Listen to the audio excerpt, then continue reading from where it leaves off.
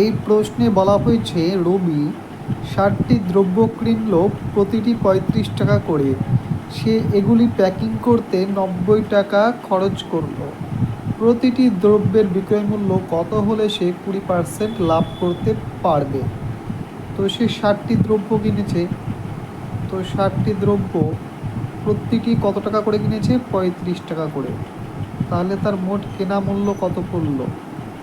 তাহলে মোট কেনা মূল্য পড়ল 5 6 30 শূন্য হাতে 3, 3 6 18 আর 3 21। তাহলে তার মোট কেনা মূল্য পড়ল 2100 টাকা। আর সে তার সাথে খরচ করলো এক্সট্রা প্যাকিং করতে 90 টাকা। তাহলে তার মোট ক্রয় মূল্য পড়ল 2190 টাকা, তাই তো? এখন এই 2190 টাকা সে বিক্রি করবে 20% লাভে। তাহলে এই 2190 এর 20% লাভ মানে জিনিসটির মূল্য যদি 100 টাকা হয়, তাহলে সে বিক্রি করবে 120 টাকা দিয়ে, তাই তো? ব্যাস, এটা ক্যালকুলেশন করতে হবে। আর বলেছে যে সে প্রতিটি দ্রব্যের বিক্রয় মূল্য কত। তাহলে প্রতিটি দ্রব্য মানে টোটাল 60টি দ্রব্য আছে, তাহলে এই টোটালটাকে আবার 60 দিয়ে ভাগ করতে হবে। এটা মোট বিক্রয় মূল্য বেরোবে, উপরটাতে মোট বিক্রয় মূল্য বেরোবে, কিন্তু প্রতিটি বিক্রয় মূল্য জানতে গেলে 60 দিয়ে ভাগ দিতে হবে নিচের এই টোটাল ভগ্নাংশটাকে। তো সবার ফার্স্ট কাটাকুটি করি, এখানে 0 0 কেটে দিই, এই 0 কেটে দিই।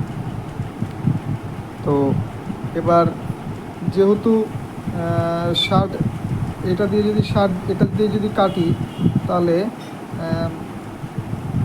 6 দুখানি 12 আর এটা 6 10 60। নিচে 10টা আমি সুবিধার্থে রেখে দিলাম, কারণ এখানে প্রত্যেকটা অপশানই দশমিকে আছে, তাই তো? তো 219 গুণ 2 মানে হচ্ছে 438। 438 বাই কত থাকছে? 10।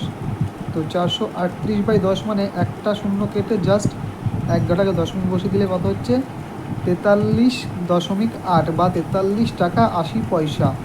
তো প্রত্যেকটি দ্রব্যের বিক্রয় মূল্য হচ্ছে 43 টাকা 80 পয়সা। কোন অপশানে আছে? অপশান ঘতে আছে। তো অপশান ঘ হয়ে যাবে সঠিক উত্তর। আশা করি বোঝাতে পারলাম। তো ভিডিওটি ভালো লাগলে অবশ্যই একটা লাইক করবেন, কমেন্ট করবেন, আর আরও ভালো হয় বন্ধুদের মাঝে শেয়ার করে দিলে। ধন্যবাদ।